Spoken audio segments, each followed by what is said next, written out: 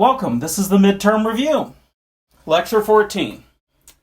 And this is really on what does it take to be a successful programmer? Because we've covered a bunch of things about Python.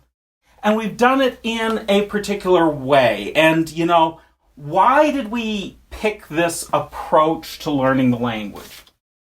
The reason why we picked this way, that we picked, here's how you set up your configuration, here are the features of the language, and we walked through certain features, is because Python is not the only language you're going to learn. You're going to learn a few here at college, you're going to go on, you're going to need to learn new languages in the future. And the pieces that we have covered up to this point, okay, and I'm going to go through those one at a time, but those pieces that we have covered, those are the pieces that you need to cover in most languages to be able to use the language. Now, there's a piece we haven't covered yet, and some people, for various reasons having to do with history, and we're going to talk about that, think that it is the one way and the most important thing you could possibly cover in a programming language. And it is useful. I use it. But it's kind of like a toolbox. I recognize that not everything is a nail and a hammer will not solve all problems. So, yes, I use it. I understand its good points. I understand its bad points. We're going to discuss those. And, yeah, it's useful. And, yeah, I have to use it too. And in Python, yes, we are going to use it. Okay? And it will be useful. And we will get some benefit from it. But I don't view it as the one true way to solve all problems. Just like, if I've got a screw and I need to twist on it, I don't reach for the hammer and start banging on it with a hammer. It isn't going to work well. So, what are the pieces that you need if you come to a new programming language? Well, you need to be able to set up your environment. This is your editor, how you're going to manage files. Okay, we talked about Git. We haven't used it a whole lot, but we did talk about it a little bit. And all the notes for the lecture and the examples for the class are in Git. And how do you run stuff? Sometimes this is compile, and then you run stuff. Sometimes you compile the code, and then you've got to load it to a different system, and you've got to go run it. Or maybe you're working on an embedded system. Good heavens. I've had to compile the code, modify the code, take the code, turn it into a binary, go over to a burner, actually take a chip, stick it in the machine, cook the chip, take the chip to the hardware, stick it in the... Whatever that combination is, that workflow, whatever that is, you got to figure that out. Now, if this is a new job for you, along with that, you have to figure out the environment. Okay? What are the rules at this workplace? Usually they're not written down, unfortunately, but whatever those set of rules are, how do you get code into the product? What is the appropriate person that signs off on this? How do they do their code reviews? This environment, you have to figure that out. But this is your setup. And that's where you're going to start. Now, for a new language, okay, what do you have to learn? There's certainly some syntax, but after a while you learn enough languages. This one has this syntax, that one has that syntax. This one uses a colon to start a block, that one uses little squiggly brackets. Either way, it's a block of code. Okay? So we talked about how you edit, but editing sometimes is really important. And in some systems, that's going to come down here in how you learn to work with the language. Now, we picked an editor in this class for a specific reason. This is Visual Studio Code. And I also use an editor called Vim or VI. And the reason I use these editors and these tools is because they're not tied to a specific language. They span across computers and across languages, which means once you learn them, you can reuse that knowledge. Now, if I went into Java and I taught you how to use IntelliJ, IntelliJ is a Java development environment. That's it. Or Eclipse. It's a Java development environment, which means you've now learned an environment that you can't take with you to other things. We picked Visual Studio Code for a reason. So, how you edit. Okay? That's a piece of this. And what the tool is that you use to edit. How do you test? We built some tests by hand. Some languages, I use Go, it has a built-in testing package. It's very effective. There is a built-in testing package that is in one of the later chapters in the book that we could use, but it requires that we had to understand how to build objects and stuff like that. It was too much, but you can build tests by hand. How are you going to test your code? And a lot of times this question of how you test is one of the most important things. And sometimes you don't know. You have to figure out how to test stuff. Or sometimes the testing is really complex. But since this is where you spend most of your time, is testing and fixing, figuring out this piece of how you test is up front really important. Now, one of those principles of developing code is that you don't want to repeat yourself. And this comes in lots of different flavors. But if you write a piece of code, blah, blah, blah, and then a little bit later you write the same piece of code, blah, blah, blah, this should set off alarm bells in your head, going, shouldn't I take this piece of code and make it into a single function that I can then test this piece and not reuse it, or not redevelop it every time? Now, the more lines of code you write, the more errors you have.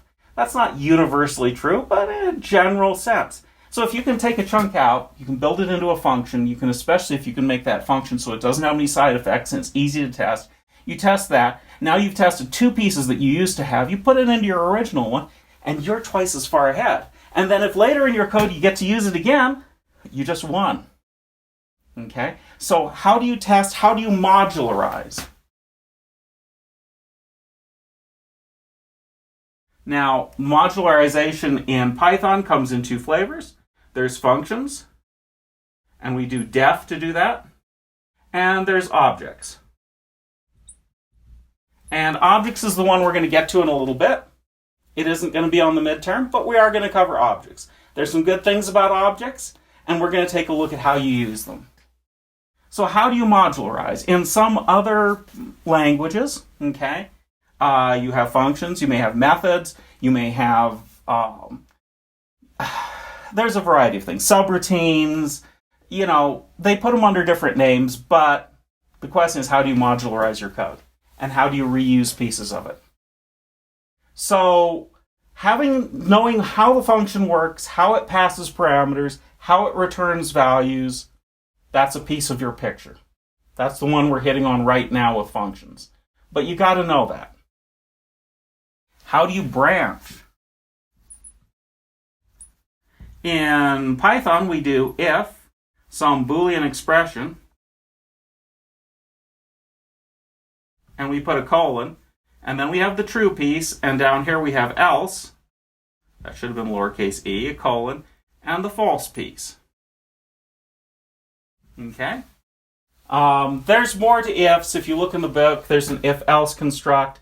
There are other ways of branching, but this is kind of one of them. Some languages have case statements. That's kind of nice. Some languages have switch. There are other constructs, but how do you branch so that you can make a decision about some piece of data and treat it differently than some other piece of data? How do you loop? Okay.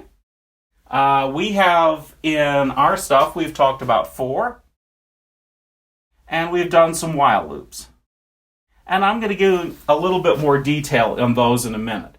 But the for and the while loops are how we do things if we're going to iterate. We have also used a thing called recursion. And recursion allows you to build a function that calls itself, or maybe you have a pair of functions that sit here and call each other to get work done.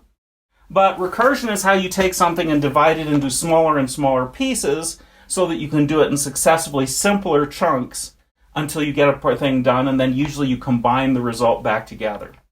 Whereas for and while loops, you're iterating over something, you're going, okay, I'm going to do this, blah, blah, blah, I'm going to do this, and you just sit here and chunk through stuff. Like our search program, we did a search that was a linear search. Now, when you get this much of a language, okay, the next thing you want to ask is, what are the operators? We didn't cover a lot of the operators. We covered basically plus, minus, times, divide, and integer divide, or remainder and integer divide. That was the set of operators we looked at. There are other operators in Python. That's the ones we covered. There are things like shift operators. There's things like plus equals. Um, you know, you don't have to know everything about a language. Knowing that there are another set out here, you can go look them up. I think at some point we'll actually go through all the operators and give you a demo of all the different operators. But also in this class of operators, the one that we covered this. We didn't cover this. The one that we covered quite a bit was if I have a list, L1, or Li here, I can subscript it and I can say Li sub 3. And the square brackets here are a particular kind of operator that allows us to access into lists, access into dictionaries, and this one is really important for getting to pieces of data. So these are the operators. What can you do with the language? Now, after you get through with some operators, you want to know, how do I build more complex data? And the complex data is the list. Okay? Or in some languages, you have a thing called an array. We don't really have arrays per se in Python. We have lists that we can index into that works like an array, but some languages actually have arrays, and we have dictionaries. This is how you associate a key with a value. But lists, arrays, and dictionaries is usually a pretty good start on what is the more complex data that I can access in the language. And then you get to the last one, and this one is the kicker. What are the special features? And every language has got some. You know, Python's special feature is that it was designed to be easy to learn. Okay, and I think, that's a good trait. That's a good thing to have. There's a language called Go, often referred to as Golang. What's its special feature? Well, its special feature is that it has modules and concurrency, and it's easy to maintain. Which, if you're a business and you're building stuff for the long haul, being easy to maintain is a pretty important thing. How about Java? Java's special features, are that it is portable to multiple platforms, which doesn't seem that important these days, but it used to be 10, 20 years ago, and that it has objects. Well, Python has objects. We haven't gotten there yet, but we will. So its special feature is a little less special than it used to be. But different languages have different special features. And figure out what those special features are, because that's why you're using that language. I also program in a language called Rust. Its special feature is that it is probably the fastest language for execution of programs. And it's fast. I do some programming in a language called C. Its special feature is that it's really, really close to the hardware. That's why operating systems are written in C, and a lot of other stuff these days. But what are the special features? Figure those out.